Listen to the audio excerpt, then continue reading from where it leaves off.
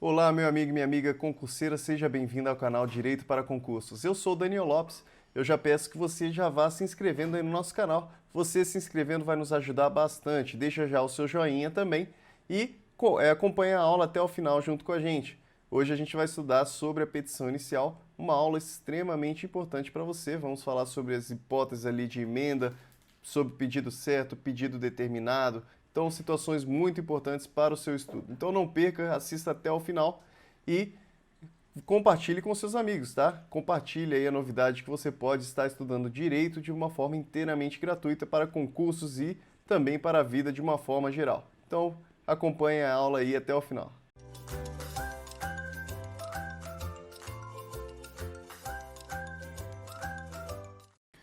Vamos lá, meu amigo, a gente começa hoje o nosso estudo aqui a respeito do procedimento comum, processo civil. Primeira consideração que a gente tem a fazer aqui, a gente vai estudar dos artigos 318 até o 538 aqui, que trata no seu edital do TJ São Paulo para escrevente.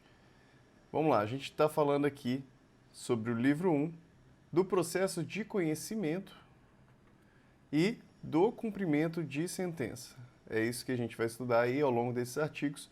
O título 1 ele fala do procedimento comum e aqui a consideração que a gente precisa fazer é que o CPC ele traz de uma certa forma uma simplificação.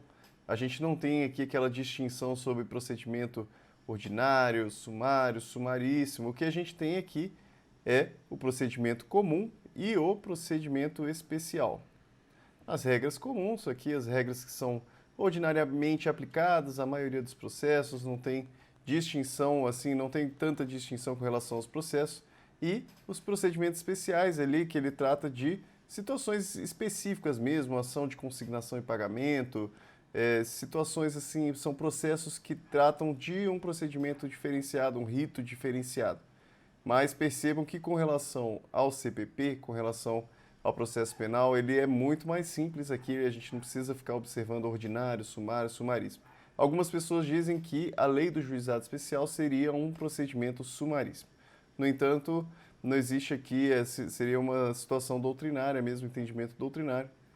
E o que a gente precisa saber é isso mesmo, que é dividido em procedimento comum e procedimento especial, e que agora a gente vai estudar a respeito do procedimento comum.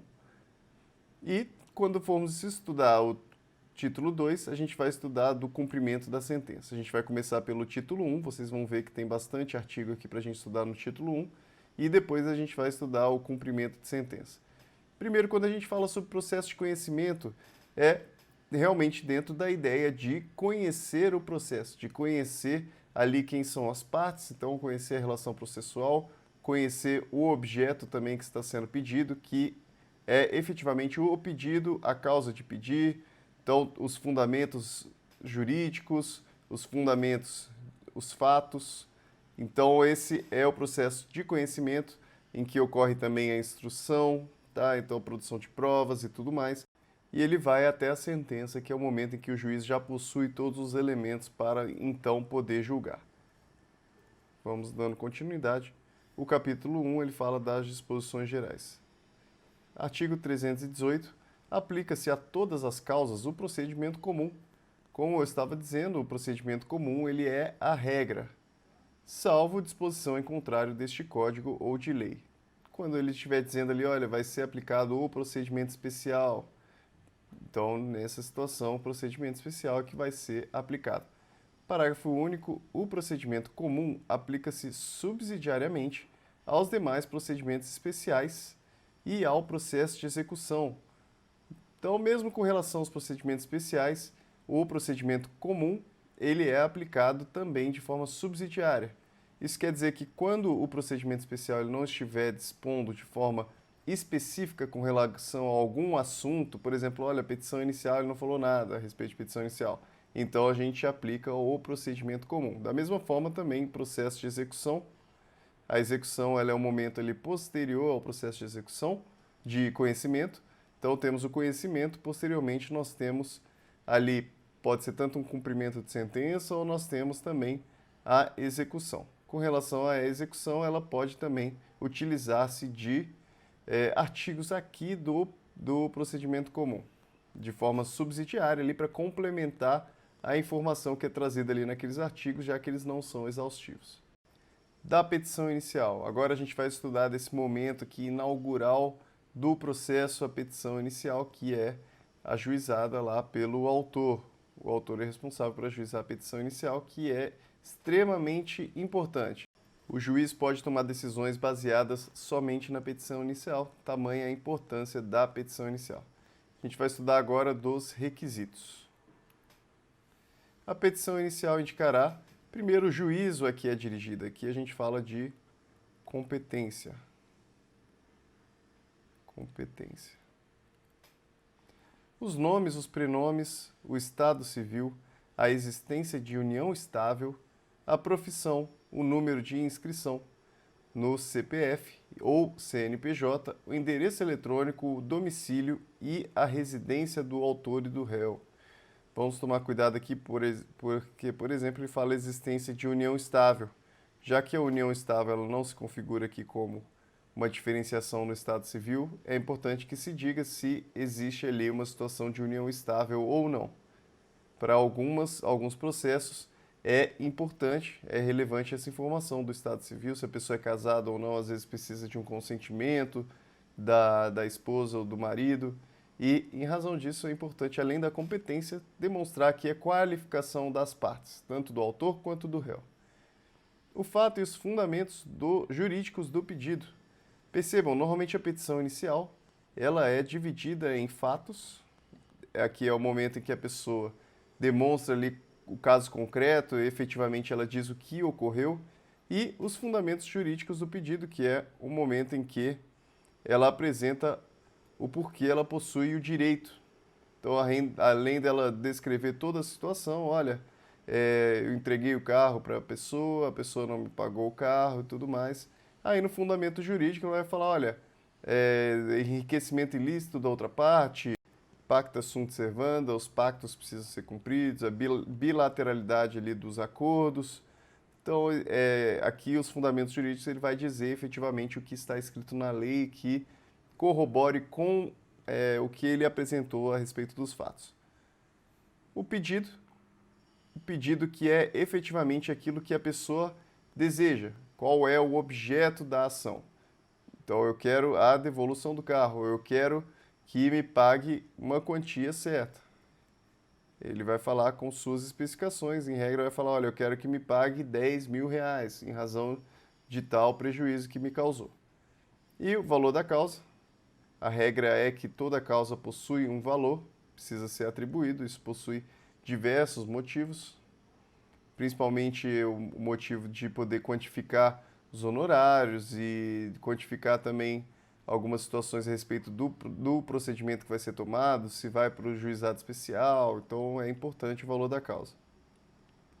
As provas com que o autor pretende demonstrar a verdade dos fatos alegados, ele vai dizer, olha, eu quero provar o meu direito por meio de produção de prova testemunhal ou de prova pericial. Aqui o autor ele precisa, na petição inicial, já demonstrar, dizer o que ele pretende produzir de provas, de que forma que ele pretende produzir de provas. A opção do autor pela realização ou não de audiência de conciliação ou de mediação. Com o novo CPC instaurou-se essa ideia da audiência de conciliação ou de mediação, ocorrendo ali posteriormente aquele primeiro encontro. O primeiro encontro entre autor e réu seria essa audiência de conciliação ou mediação. É possível que o autor, na própria petição inicial, já demonstre a ausência de vontade de realização da audiência de conciliação e de mediação. Tá? Ele precisa fazer isso nessa petição inicial. Parágrafo 1º. Caso não disponha das informações previstas no inciso 2º, poderá o autor, na petição inicial, requerer ao juiz diligências necessárias à sua obtenção. Aqui, com relação à qualificação do réu, vamos dizer que o autor ele não possui todas as informações para poder qualificar o réu. Ele pode, na própria petição inicial, pedir para o juiz diligências para poder conseguir essas informações. Não é pela falta dessas informações que a petição inicial vai ser indeferida. Percebam que ele fala aqui no parágrafo 2º, a petição inicial não será indeferida se, a despeito, apesar da falta de informações, a que se refere o inciso 2, for possível a citação do réu. Então, digamos que apesar de estar faltando ali algumas informações, ainda assim é possível ali a qualificação do réu de forma pelo menos mínima para que seja feita a citação dele. Então, dessa forma, ela não vai ser indeferida nessa situação, se, apesar dessa falta de informações, for possível a citação do réu. A petição inicial não será indeferida pelo não atendimento ao disposto no inciso 2. Também, ele não, como eu estava falando, ele não vai ser indeferido se você não cumpriu todos os requisitos ali do inciso 2. Se a obtenção de tais informações tornar impossível ou excessivamente oneroso o acesso à justiça. Digamos ali que para você obter algum tipo de informação, você precisa fazer uma investigação muito grande, isso vai impedir com que você tenha o acesso à justiça. Em razão disso, a sua petição inicial ela não vai ser indeferida. A regra é que você possua esse acesso à justiça, vão ser feitas ali as diligências necessárias para conseguir citar o réu. Artigo 320. A petição inicial será instruída com os documentos indispensáveis à propositura da ação. Instruída significa que vão acompanhá-la, vão fazer prova juntamente com ela. Isso é, junto com a petição inicial, vão acompanhando os documentos, ali a forma de prova já. É necessário que o autor, quando ele ajuiza ali a petição inicial, ele já apresente todos os elementos que ele possui, que corroboram com a tese dele, para que o juiz, quando pegar aquilo, ele já possa, de certa forma, ter um conhecimento a respeito do processo que está iniciando ali.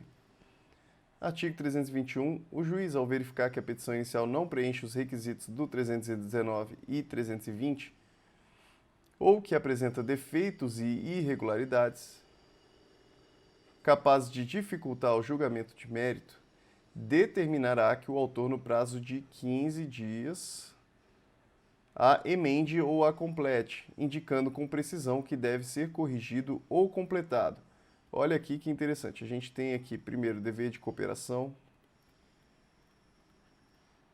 do juiz, do próprio juiz, já que ele precisa informar o autor ali o que está faltando na petição inicial dele, que vai impedir que o processo seja julgado no mérito.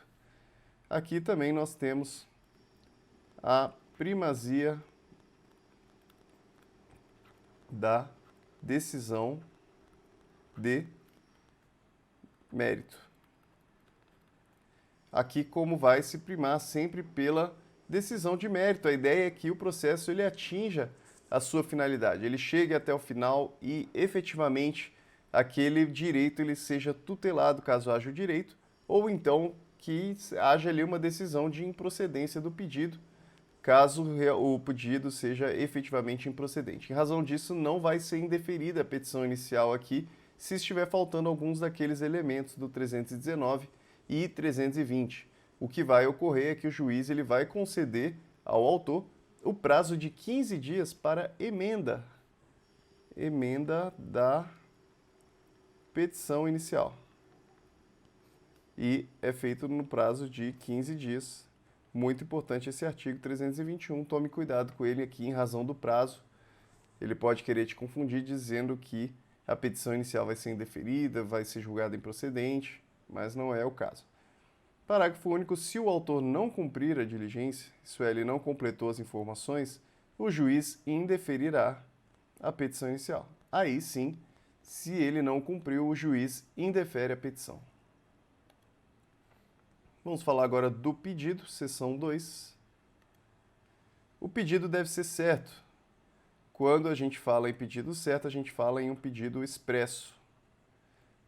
Isso significa que na petição inicial, o pedido ele precisa estar ali escrito, tá? Ele não pode ser simplesmente, olha, o pedido está subentendido, o pedido está implícito. Não, o pedido precisa estar expresso, precisa ser certo. Parágrafo 1º. Compreendem-se no principal, olha aqui com relação ao pedido implícito, tá? Seria uma exceção aqui ao caput, seria a ideia do pedido implícito, que aí já seria a exceção. Vamos ver aqui com relação ao parágrafo 1º, que inclusive um parágrafo importante para você memorizar, que compreendem-se no principal os juros legais. Então, Primeiramente, olha, eu não preciso tratar na minha petição inicial a respeito dos juros, já que o próprio fato da pessoa não me pagar na data correta, ela já possui ali os próprios juros, os juros que são previstos na lei. Eu não preciso estar explicando isso na minha petição inicial. Também não preciso falar a respeito da correção monetária. Entendo que correção monetária é diferente de juros, tá bom? Não cabe a mim agora ficar explicando a diferença entre correção monetária e juros, mas a correção monetária ela é simplesmente uma atualização do valor, tá? Uma atualização do valor em razão do tempo, em razão da inflação. Agora, os juros seria uma sanção, digamos assim, em razão do não pagamento no momento correto.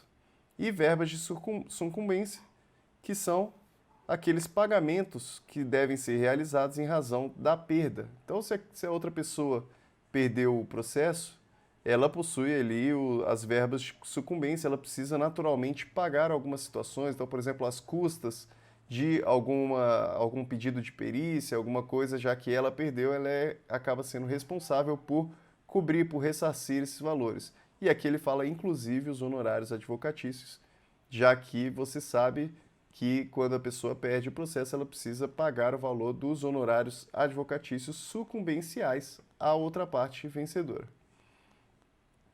Parágrafo 2º, a interpretação do pedido considerará o conjunto da postulação e observará o princípio da boa-fé. Aqui ele fala que o pedido ele deve ser interpretado de forma sistemática, porque é preciso observar toda a postulação para poder entender o pedido. O pedido não deve ser lido de uma forma isolada dos fundamentos, isolada dos fatos, não, ele deve ser entendido no seu conjunto. E deve ser observado também o princípio da boa-fé. A boa-fé, ela permeia todas as relações processuais, também as relações cíveis, e sempre dentro dessa ideia de cooperação, de lealdade, de honestidade, tudo isso está incluso aqui no princípio da boa-fé. Artigo 323, na ação que tiver por objeto cumprimento de obrigação em prestações sucessivas, aqui a gente pode falar em prestação sucessiva, por exemplo, ou a obrigação de pagar alimentos. Vamos dizer ali um pai que teve a sua criança e não está mais ali no mesmo ambiente doméstico e tudo mais, ele precisa estar contribuindo com um valor de alimentos, um valor de prestação de alimentos.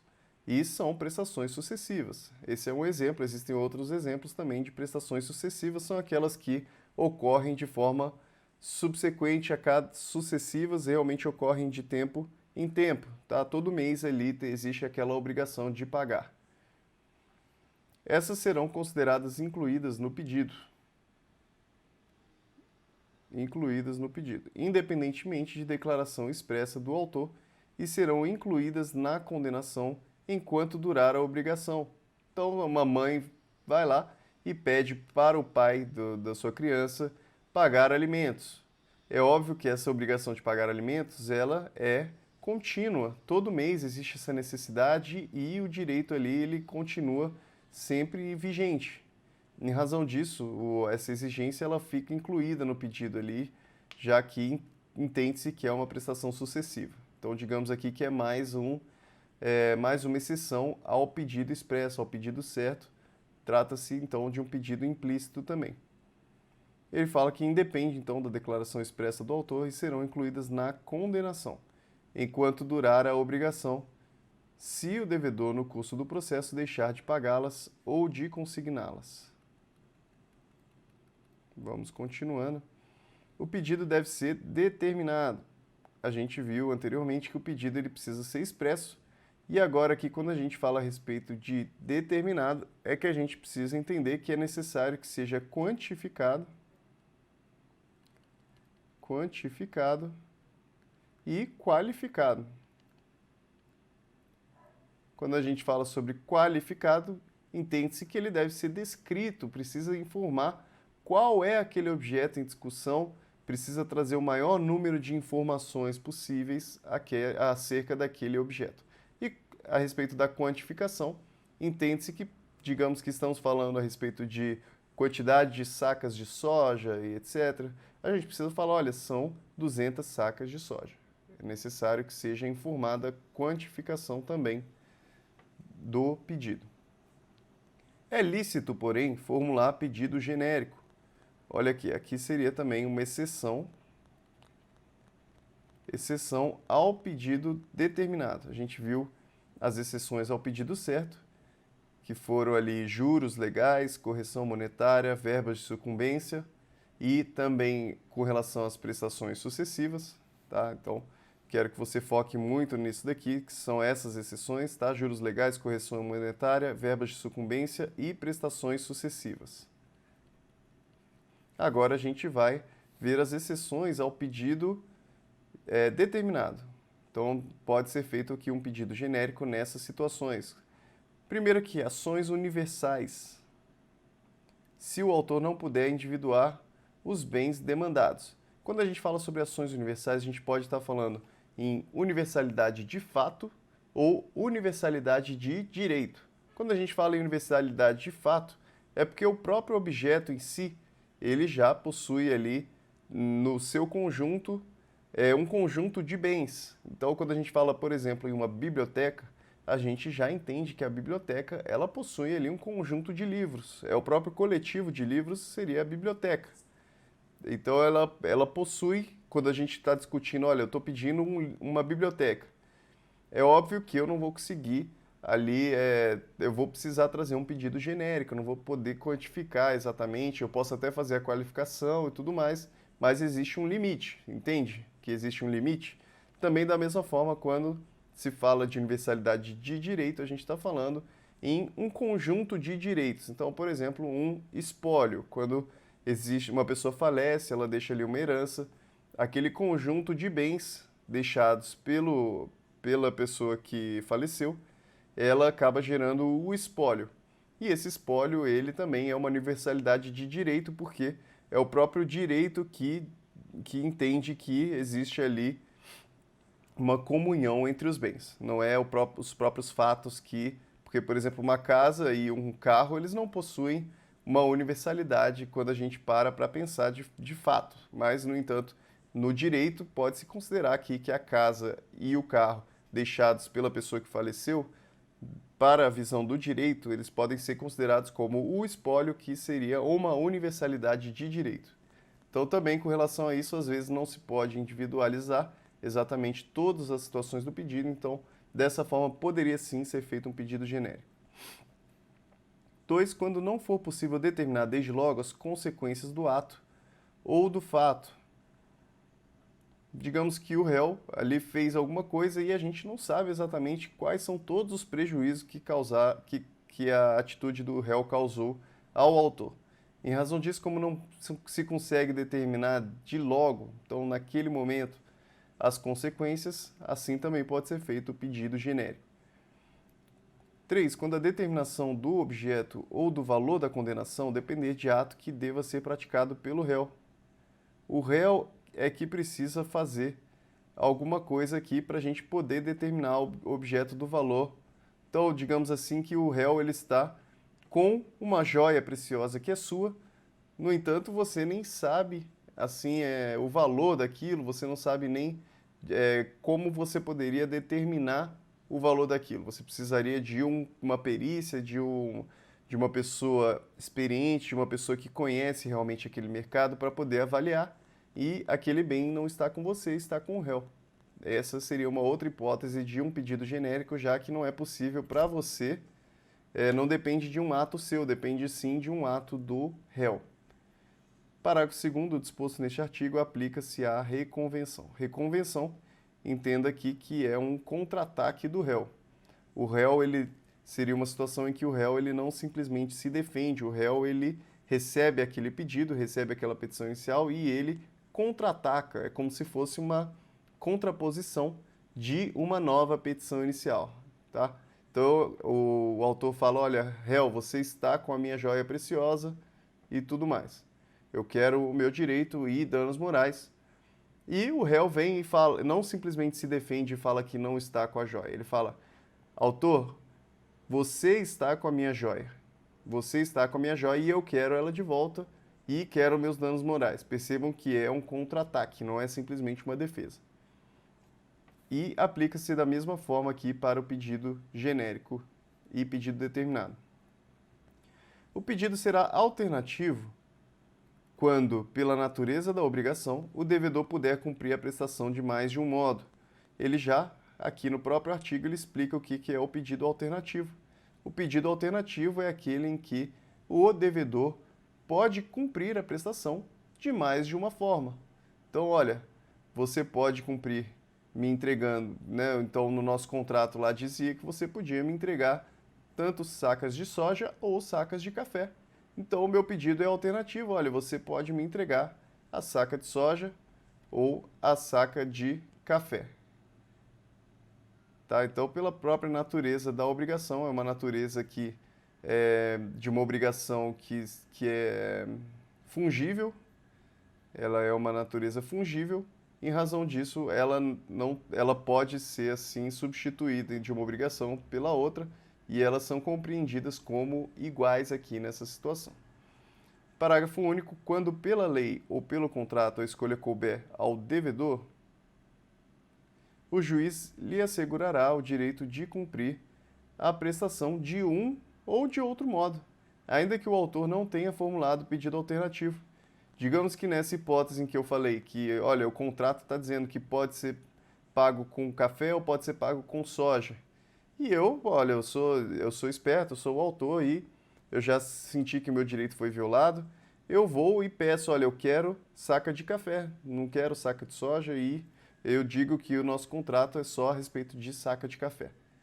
O juiz pode compreender ali que o próprio contrato ele já está dizendo que é saca de café ou de soja, então ele vai permitir, e o próprio contrato já diz que quem escolhe aquilo é o devedor e não o autor. Ele diz que o devedor é que vai escolher se vai ser soja ou se vai ser café.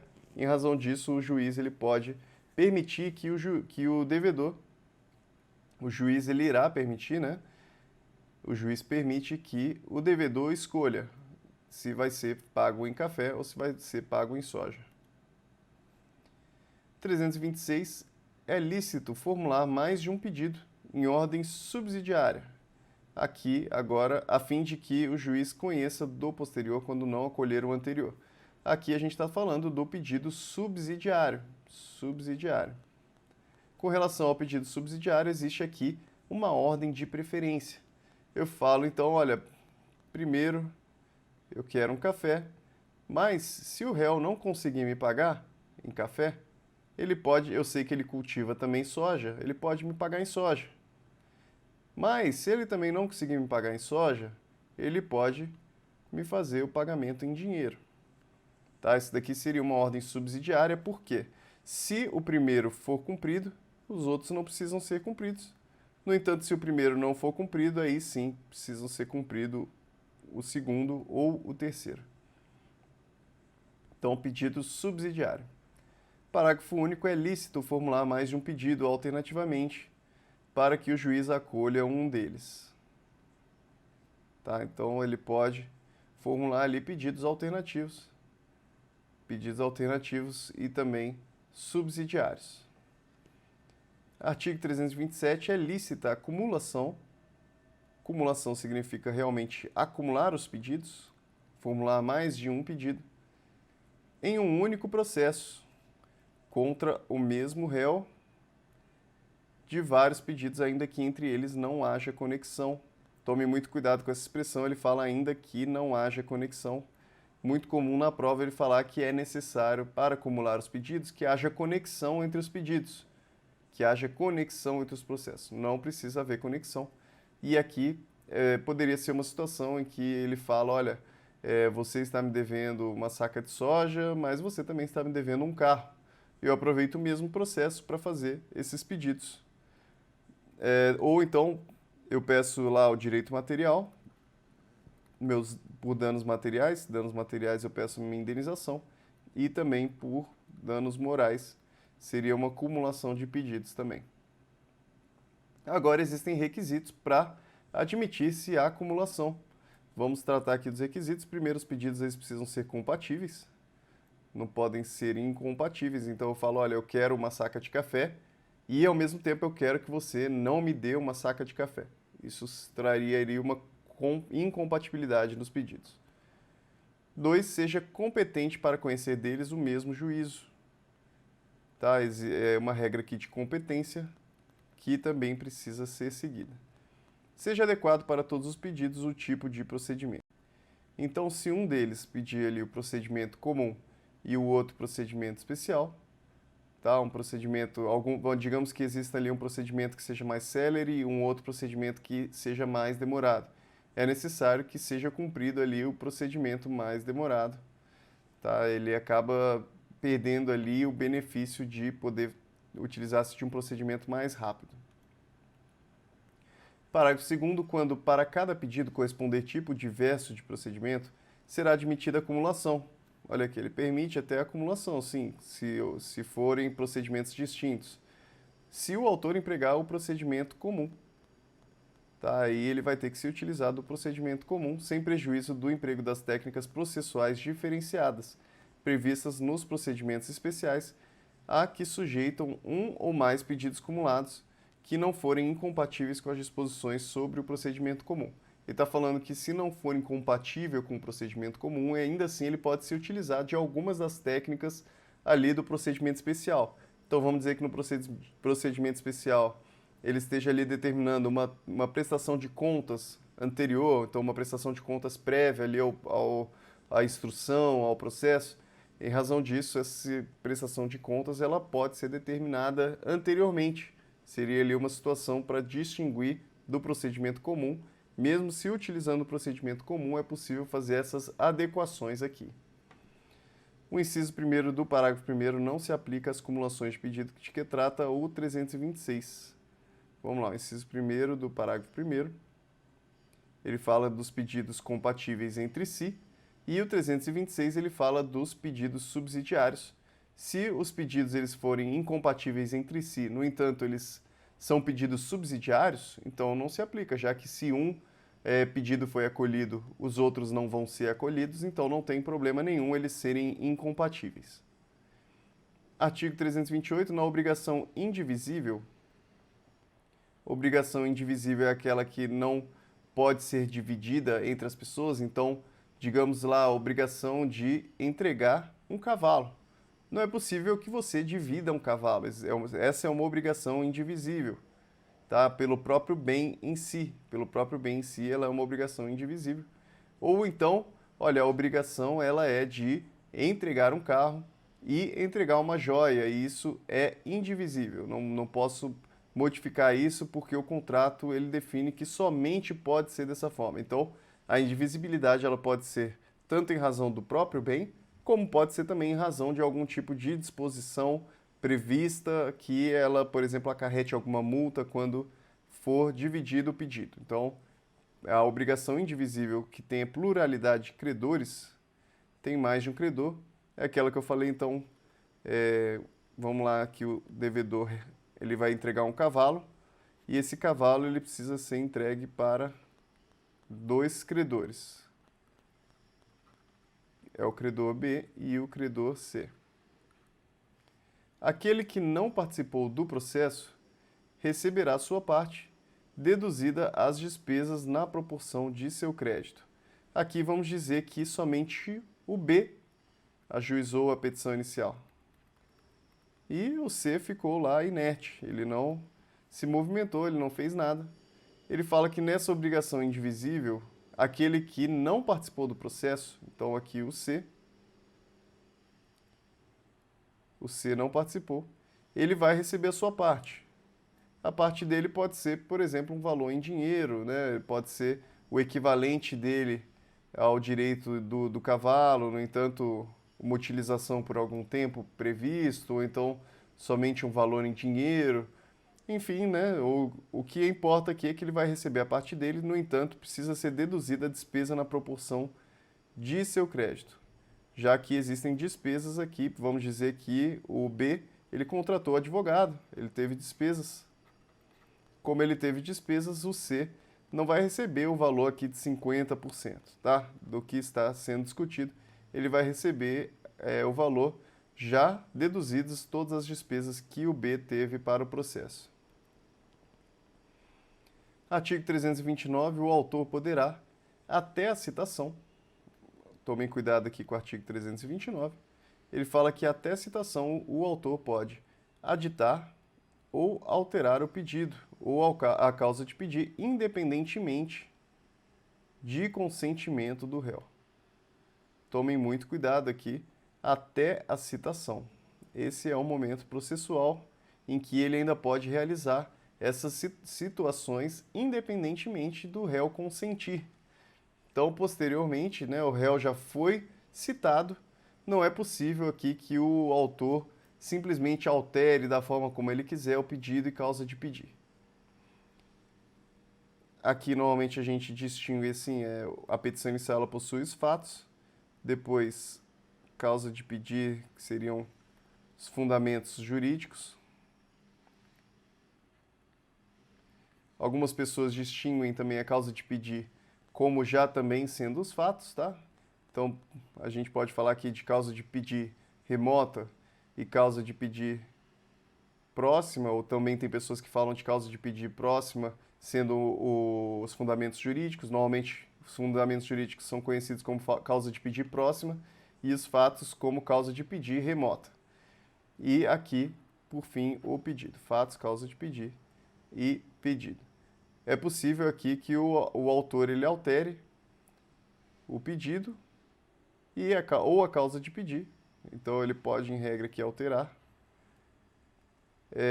No entanto, até a citação do réu de forma independentemente do consentimento do réu. No momento que o réu ele já tem conhecimento do processo, ele já foi citado, não pode livremente o autor modificar o pedido ou causa de pedir.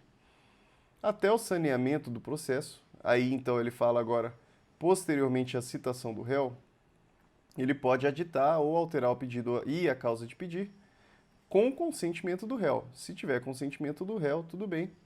Aí pode ser após a citação. O saneamento do processo é um momento ali, uma fase processual em que o juiz ele começa a organizar o processo e ele precisa definir as partes, o que precisa ser produzido de prova. Então é um momento preparatório para a instrução que é necessária para a prolação de sentença. Então vamos lá, desde o início. Ele fala até o saneamento do processo, essa situação em que o juiz ele organiza o processo para já começar a fase de instrução, até o saneamento do processo, aditar ou alterar o pedido e a causa de pedir com consentimento do réu, assegurado contraditório mediante a possibilidade de manifestação do réu, no prazo mínimo de 15 dias, facultado o requerimento de prova suplementar. Aqui ele fala que é assegurado o contraditório, mediante a possibilidade de manifestação em 15 dias. O réu ele pode, então, fazer realmente o contraditório com relação ao aditamento, isso é, ele possui ele novamente o direito de se defender com relação àquelas alterações que foram feitas. E facultado também o requerimento de prova suplementar, significa que ele pode, ainda em razão dessas alterações, ele pode, por exemplo, agora entender que seja necessário prova testemunhal, que antes talvez ele não entendia necessário. Agora você vai se perguntar, olha, mas por que o réu aceitaria algo assim? Às vezes o réu ele já quer fazer coisa julgada, já quer definir alguma situação, né, ali com caráter de definitividade e de forma que não pode ser mais modificada a decisão, ele quer já garantir que o próprio judiciário já se manifeste a respeito daquele assunto para ele não ter mais dor de cabeça no futuro. E o parágrafo único fala que aplica-se o disposto neste artigo à reconvenção e à respectiva causa de pedir. Tá? Então, da mesma forma que aplica-se com relação ao aditamento, com relação a alterações, também para a reconvenção. Pessoal, eu agradeço muito você assistir até o final, uma aula um pouco mais longa, mas que a gente já conseguiu trazer muitos elementos sobre a petição inicial. Então, muito obrigado. Eu espero que você se inscreva aí no nosso canal. Você se inscrevendo nos ajuda bastante, ajuda o nosso canal a continuar crescendo cada vez mais, trazendo conteúdos cada vez melhores para você. Então, deixe o seu joinha também, comente, compartilhe com seus amigos. Muito obrigado e ótimos estudos para você.